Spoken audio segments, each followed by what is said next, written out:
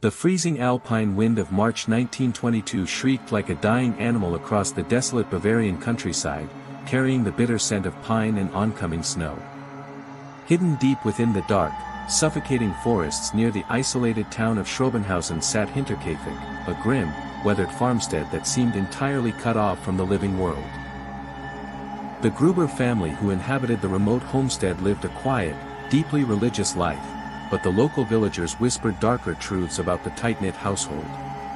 Andreas Gruber, the 63-year-old patriarch, was widely known as a cruel, unsociable miser who routinely abused his family and lived in bitter isolation with his wife Kazilia, their widowed daughter Victoria, and two young grandchildren, Kazilia and Joseph.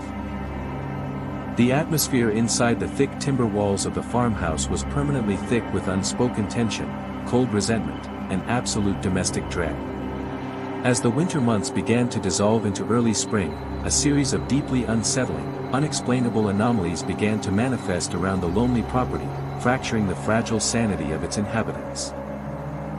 It started with the sudden, frantic departure of their live-in maid, who packed her few belongings in the middle of the night, weeping uncontrollably and claiming that the remote farmstead was violently haunted by invisible entities that whispered in the shadows of the attic.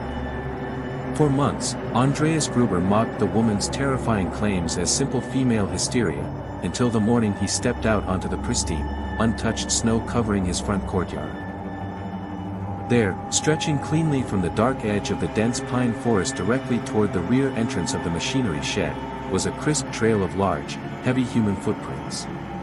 Andreas cautiously tracked the deep indentations through the snow, expecting to find where the intruder had turned back around toward the safety of the trees.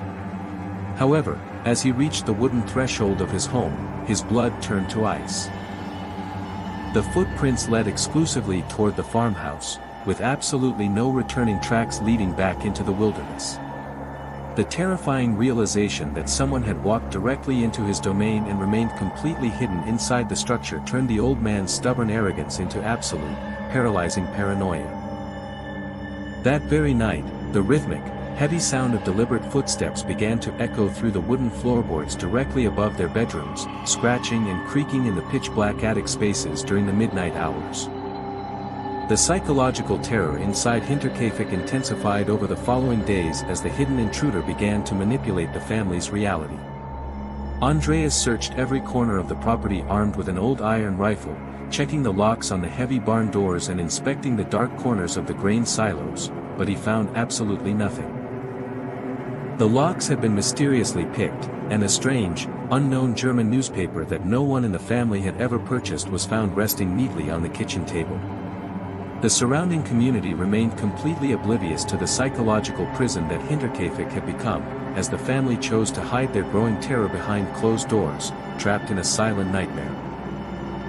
By the evening of March 31st, a heavy, suffocating silence fell over the farmstead as the new maid, Maria Baumgartner, arrived at the property, completely unaware that she was stepping into an architectural slaughterhouse.